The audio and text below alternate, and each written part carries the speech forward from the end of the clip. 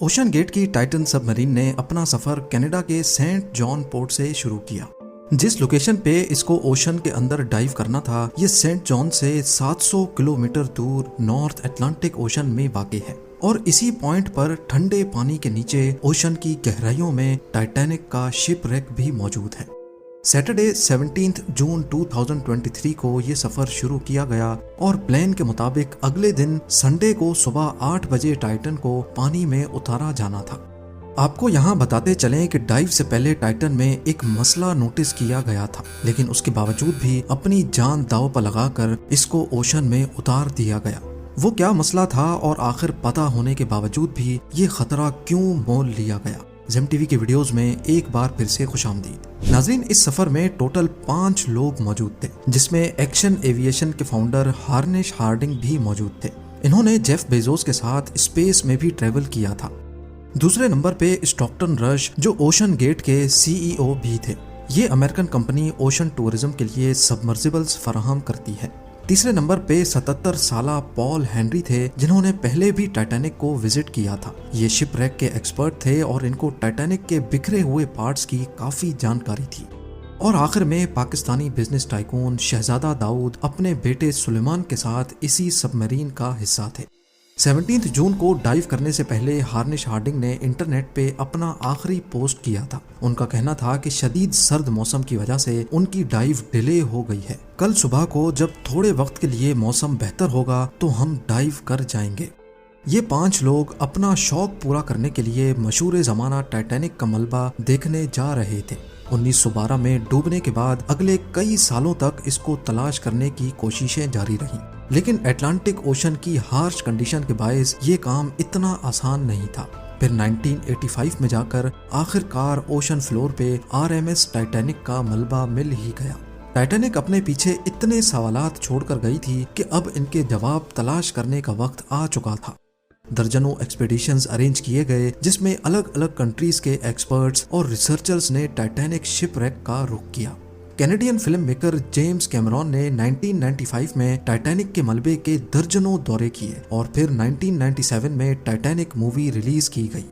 रही सही कसर टाइटैनिक मूवी की कामयाबी ने पूरी कर दी। इसने इतनी धूम मचाई कि अब टाइटैनिक के मलबे को खुद जाकर देखना करोड़ों लोगों का ख्वाब बन गया। यानी ये काम अब सिर्फ रिसर्च के मकसद तक ही महदूद नहीं, बल्कि शिप रैक साइट पर टूरिस्ट भी जाना शुरू हो गए।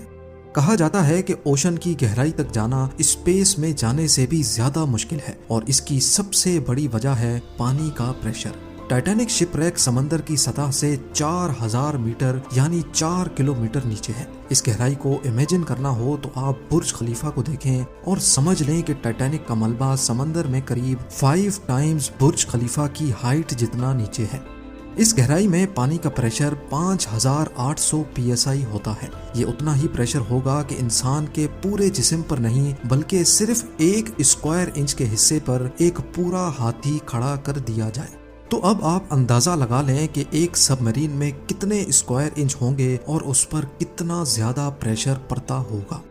खैर, संडे 18 जून 2023 दोपहर को 12 बजे सबमरीन का सफर स्टार्ट हुआ। नॉर्मली टाइटैनिक तक पहुंचने में 2 घंटे लगते हैं, लेकिन 1 घंटे 45 मिनटों के बाद ही मदरशिप पोलर प्रिंस, जो के ऊपर वेट कर रही थी, उनका सबमरीन से राब्ता टूट गया। अगर 2 घंटे टाइटैनिक तक पहुंचने में लगने थे तो सिर्फ 15 मिनट पहले राब्ता टूटने का मतलब है कि सबमरीन टाइटैनिक के काफी करीब पहुंच चुकी होगी। समंदर की इस गहराई में सूरज की रोशनी पहुंचना नामुमकिन है और यहाँ हर वक्त इंतहाई सख्त अंधेरा होता है। इतनी गहराई में वायरलेस सिग्नल का टूटना एक नॉर्मल बात होती है, लिहाजा पहले इस बात को ज्यादा सीरियस नहीं लिया गया। ये पूरा ट्रिप टोटल 7 घंटों का था। 12 बजे से लेकर शाम को 7 बजे इनको वापस लौटना था, लेकिन जब शाम 7 बजे तक भी टाइटन से कोई राब्ता ना हुआ और ना ही वो वापस लौटी, तो अब ऊपर खड़ी मदरशिप में मौजूद क्रू के पसीने छूटना शुरू हो गए। Canadian research vessel polar Prince ने टाइटन की तलाश शुरू कर दी। 9:40 पे उन्होंने US कोस्ट गार्ड से राब्ता करके मदद तलब की। अगले दिन मंडे को US और कैनेडियन शिप्स और प्लेन्स ने पूरे एरिया में एक प्रॉपर सर्च ऑपरेशन शुरू कर दिया। उन्होंने सिर्फ समंदर की सतह पर ही नहीं बल्कि सोनार स्कैनिंग की मदद से पानी के अंदर भी अपनी तलाश जारी रखी। इस एरिया में जो कमर्शियल वेसल्स थी उनको भी ऑर्डर दे दिया गया कि वो अपनी आंखें खुली रखें। अगले 2 दिनों तक ये तलाश जारी रही, लेकिन टाइटन का कोई अता पता ना चल सका। लेकिन फिर एक उम्मीद की किरण नजर आई। वेडनेसडे 21 जून को सुबह 6 बजे सर्च टीम को पानी की गहराइयों में से कुछ आवाजें सुनाई दी। ये आवाजें अंडर वाटर रेडार्स की मदद से सुनी गई थी। फौरन आरओवीज को आवाज की डायरेक्शन में भेजा गया, लेकिन इस बार भी टाइटन की कोई खबर ना मिली। अब टाइटन को हमेशा हमेशा के लिए खो देने का डर बढ़ता जा रहा था, क्योंकि सबमरीन में जितना ऑक्सीजन था वो सिर्फ 96 घंटे या फिर 4 दिनों तक का था, और इस वक्त तक 4 में से 3 दिन गुजर चुके थे। लेकिन यूएस, कनाडा और फ्रांस की सर्च टीम्स ने हिम्मत नहीं हारी। थर्सडे 22 जून को दोपहर 12 बजे आरओवीज को टाइटैनिक के मलबे के पास भेजा गया। वहां पहुंचकर जो देखा गया वो वाकई दिल दहला देने वाला मंजर था।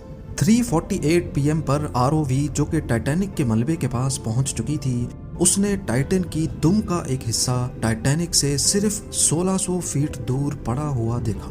जो देखने गई थी टाइटैनिक के मलबे को, अब उसका मलबा ही पूरी दुनिया में हेडलाइंस बन गया।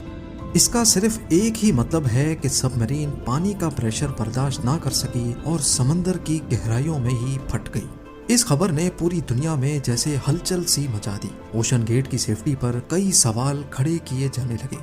ओशन गेट के सीईओ स्टॉकटन रश, जो कि खुद इस वाक़े में अपनी जान गंवा बैठे हैं, उन्होंने 2021 में कहा था कि वो जानते हैं कि उन्होंने टाइटन को बनाते वक्त कुछ रूल्स तोड़े हैं, क्योंकि उन्होंने टाइटन को स्टील से नहीं बल्कि एविएशन ग्रेड कार्बन फाइबर से बनाया है। पर वो इस इंडस्ट्री में कुछ नई इनोवेशंस करना चाहते थे, तभी स्टील को रिप्लेस करके कार्बन फाइबर का इस्तेमाल किया गया था। पहली बार लॉन्च से पहले टाइटन को 5000 से 10,000 PSI के प्रेशर पे टेस्ट भी किया गया, जिसमें वो पास हो गई थी।